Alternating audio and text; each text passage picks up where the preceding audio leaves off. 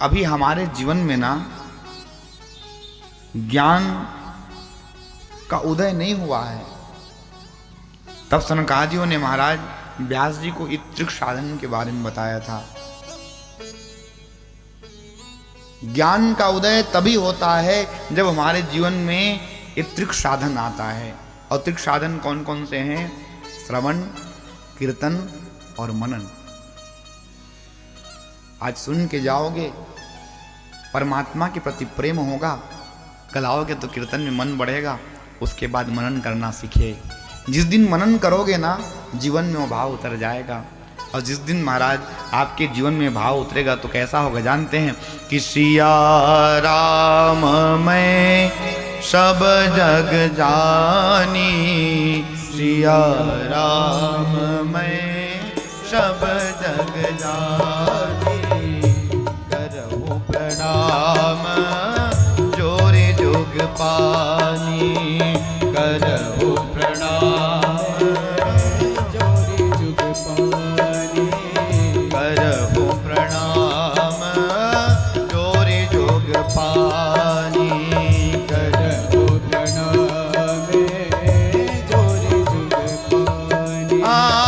सिया राम मैं सब जग जानी, सिया राम मैं सब जग जानी, सिया राम मैं सब जग जानी, सिया राम मैं सब जग जानी, करहु प्रणाम जोरे जोग पानी, करहु प्रणाम जोरे जोग पानी।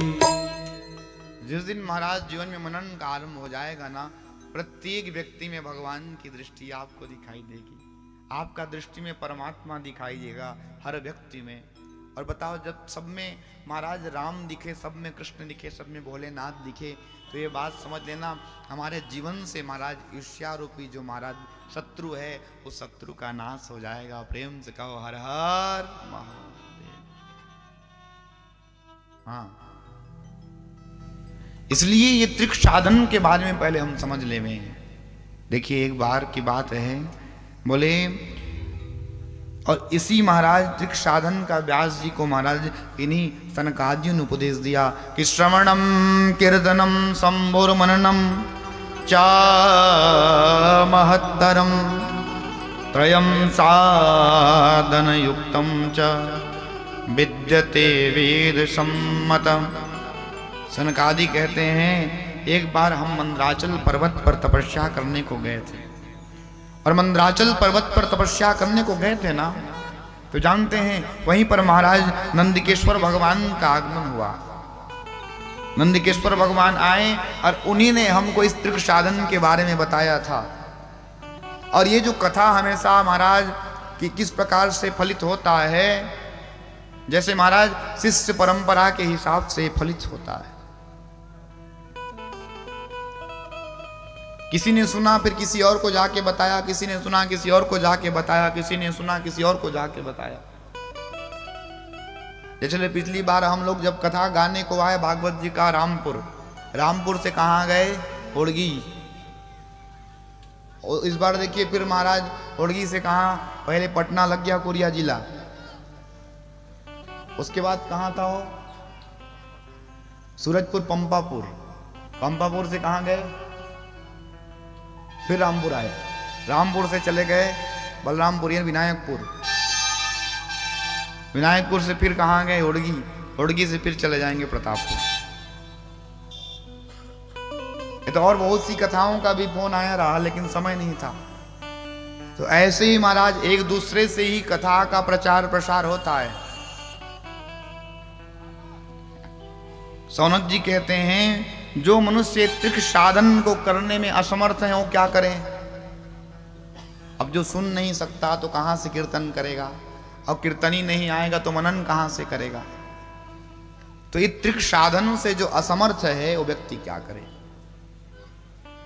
सौनकादि सूत जी महाराज सौनक जी की बात को सुन करके सूत जी ने कहा कि श्रवणादि त्रिक शक्ते लिंगम वेरच सांगरम संस्थापय नित्यम ब्रह्मचर्य तरते संसार सागरम। जो मनुष्य है ये तीनों प्रकार के साधन को करने में असमर्थ है, ना तो उसके पास सुनने का समय है, क्योंकि आजकल किसी व्यक्ति को कहो तुम्हारा जी टाइम नहीं है, लेकिन फोन खेलने के लिए तो दिन भर टाइम है ना। जिधर देखो कभी इंस्टा में ऑनलाइन, न कहीं व्हाट्सएप में ऑनलाइन, न कहीं फेसबुक में ऑनलाइन, कथा में भी ऑनलाइन, है ना। दिन भर टाइम ही टाइम है, और कथा सुनने की बात कहे तो टाइम नहीं है। Time is money. इस समय महाराज बहुत बहुमूल्य है, और हम इसको महाराज इस समय को दुरुपयोग करते हैं, सदुपयोग कहां करते हैं। जीवन का महाराज समय का सदुपयोग भगवान की कीर्तन करना। इसलिए प्रत्येक सांस में परमात्मा का नाम हो। श्वास श्वास पर राम भजी, वृथा श्वास जनि होए, ना जाने इस सांस की आवन हो या न हो।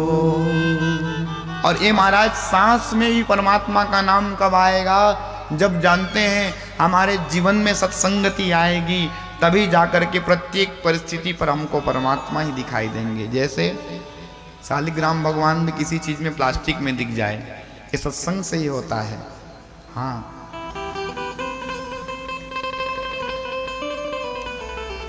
बताया यार मनोज भैया से आज क्या हुआ है। हमारे भंडारी हैं, मैंने एक सामान निकाला, प्लास्टिक में पैक था